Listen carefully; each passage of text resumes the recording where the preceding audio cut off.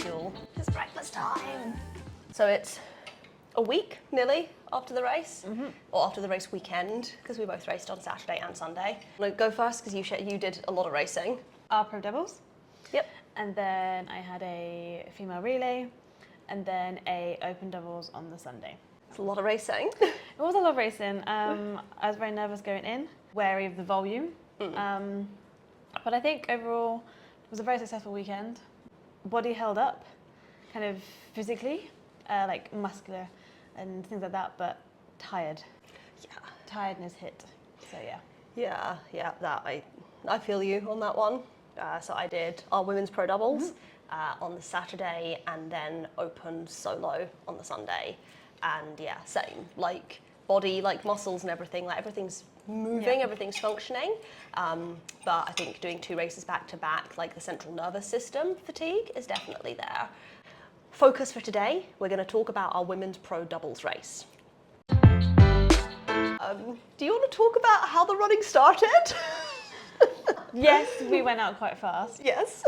But I genuinely thought the first lap was okay. Now I know it was slightly over. Yes. So now we were going way faster than we planned. But I still stand by the fact that when you checked in with me and were like, we're going below our pace, I was like, yeah, but we're having a full-on conversation here, so it's okay. Yeah, this is also true. There was a moment when you said that though, and you're like, we're having a conversation, so it's fine. And I was like, I think I'm gonna die.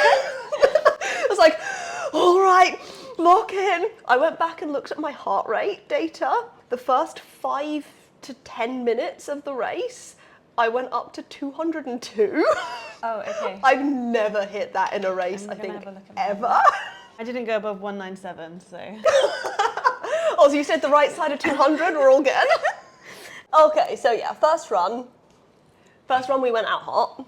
I think that's where our slightly unconventional strategy of you leading the first half and me leading the second half really worked, because I always find the first half of the race harder, but was like, especially like right in that first run when you were like, we're still talking, so this pace is good, let's go.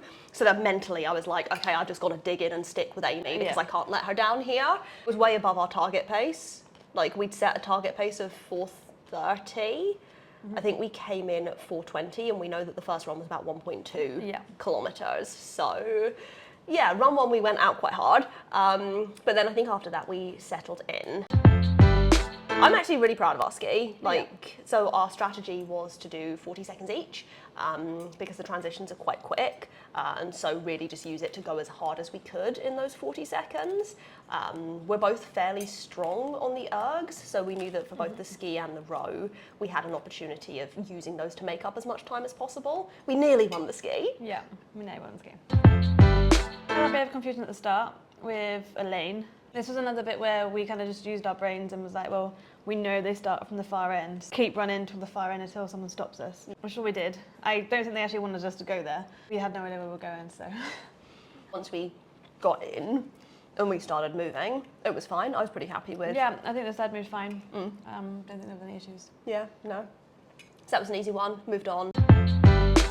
Changed up our strategy a little bit for sled pull.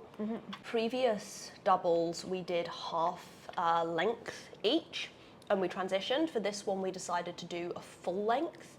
How did you feel about that? Because I've been like debating it in my mind. I don't think it would have been the right call in Perth.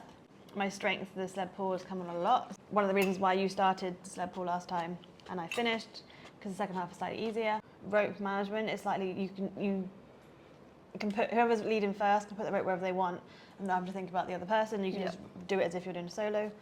I haven't looked at times. I don't know if we were quicker or slower or anything. So we're a little bit slower on the sled pull. I think there's a couple of places where we can make that back. Like, we had confusion at the end of it where we finished, realised that there was no judge there, and we kind of stood there. We probably wasted like 5 to 10 seconds where we were like, I think a learning there is like, we know that they have people who are there and doing video reviews and all that sort of thing. I think if we know that we've completed, we've done it within the rules and we're finished, that we actually just, we just go. We were 2 seconds off the podium, so like, we lost more than 2 seconds doing that. I was actually okay with doing a full length each. Just that in Chicago, we'll have both done our solo races 2 days prior, might be feeling a little bit less strong going into it. We both ran in and stopped at the chalk bucket. And one of the things that we could potentially consider doing if we halved it up is that we both run in, one person goes to the chalk bucket, one person goes straight to the sled pull, tries to do the first half raw, like no chalk, and then swap over, and while the second person's finishing it off, they go and chalk up. But if the chalk bucket isn't where our lane is, they won't let you start anyway. Yeah, that's also true. That is also true. The chalk bucket's behind, it's not a problem, but if it's a little bit further away. Yeah, that's a fair point.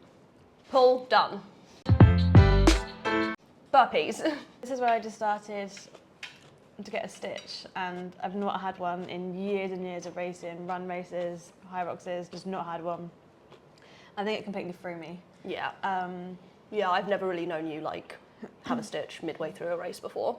So yeah, not too sure what was going on there, but I think you made the right call to say like, well, I'm heading in first, so I'll start the burpees. Maybe we were both mentally slightly off because I like the burpees. Or just a little bit comical at times. Yes, the burpees were comical. My race brain kicked in. So I did end up starting and finishing the burpees with the on the floor, the push-up bit, and forgetting to do the jump. So sorry about that, because that definitely screwed our transitions. Well, yeah, I think I don't know how clear it is on camera, but the look of just like, is she? Oh no, she's not burpeeing. She's not doing the broad jump. Okay, I'll burpee too then. Because we'd agreed to do 6 each going in, and I think your first set you did 8, and then I was like, okay, did we say more than that? Should I do 7? Should I do 8? I'll just keep jumping. So in my brain I was like, just keep moving. In my head, I did 7 because my 7th was taking me over the line. Maybe it was 8. In my head, I was like, oh, there's literally no point Ilona doing the last one because it's just one more. I can do it. But maybe it was 8. I thought it was 7, and it was like, I thought it was 7, and you would understand why I was doing that last extra one. No. Okay. But I also feel like in Perth, our burpees were a bit like, we also had some funny numbers going on there as well. So I feel like for this race, we need to like pick a number and stick to it. Yell at me if I forget to jump. Just be like, Ilona, jump! Yeah. Burpees was just generally a bit of a fail. Then judged burpees on Sunday, and we weren't the worst. I mean, our time was faster than Perth, I think. Yeah. So considering, like, I think we've made great improvements in our burpees despite me screwing that up. The row was not pretty. Oh my god, the photos from that station. I was really proud of our pacing for that. I think both of us really just went hard. No notes. I was happy. I don't really remember much of the station. It was so zigzaggy and 2 loops. I couldn't tell you how much you did, how much I did. It was really zigzaggy, so I was like, okay, if I do like the first loop and a bit round the corner so that we're not transitioning on the corner, and then you finish off the next loop, and then we switch round, but I think it was just too much switching. Yeah. And like we had a really fast time for it, but actually I think we should have just done a loop each. Yeah. So I think that's the change I would make. Yeah, and I don't think it is necessarily such a run-up as you think it is, because the other person has to move out the way, and like, so there are other things that go on. The Londons were okay. Yeah. I think it shows how fast we were going when we basically bumped into another pair and just kind of like, where did you guys come from? At the turning point. Yes, that's also where you could tell it was a really busy course. Like, there was a lot of times where I felt like I was just like screaming at people like, move! Yeah. Lightness of like, excuse me, please get out of the way. It kind of went out the window. But yeah, I think for anyone that's watching this and thinking about their double strategy, definitely when you're thinking about transitions with your partner, if you can beforehand, like walk the course and actually think about where you're going to transition, the number of people that stop on like corners or at the end of lanes and then get right in the way of other people. I think just like to have some awareness of what you're doing there, especially if you're maybe doing the race for fun rather than racing the race as well. We definitely got a little bit tied up at that point in time. 4 lengths, we took a length each, so quarters, transitioned at the end. It was good. I think our plan had been that we were going to do 15 each. So I stopped counting because the numbers got a little bit erratic. And so I was just like, I'll just wait for Amy to drop the ball and then I'll jump in. And I just remember it getting to 80 and you were like, you go, you finish it. And I was like, damn you, I've got to do 20.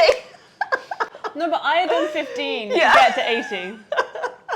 So in my head, I was like, it's okay because I've done 15 now. I was like, okay, we've got a few no reps that we need to equal out here. So I'll go to 15. And then I was like, okay, no, 18, she can do this. And it was fine. But you're right, I think we did have a few no reps in there as well. So I was also losing count of like when the judge was no repping us and when we got there. But kind of having that strategy and just kind of knowing like if the other one drops the ball, you just step straight in. Yeah, I think we did okay. Ended up 4th overall and 4th in our age group because everyone was in the same age group. Yeah. Painful because it was by 2 seconds and there's so many bits that we probably could have tightened up on, but as we said, I think now that means that we tighten up on it for Chicago. Not in the first wave for Chicago, and that's fine, and that's not expected. No. However, I know people who have a faster time because they qualified in the Open and they're ahead of us. So I don't know how Chicago times are working. Interesting. Okay. But yeah, Chicago might be a bit more of a mix-up. Yeah. I think that's kind of fun though. It means that we will have people like ahead of us that we have to pick off.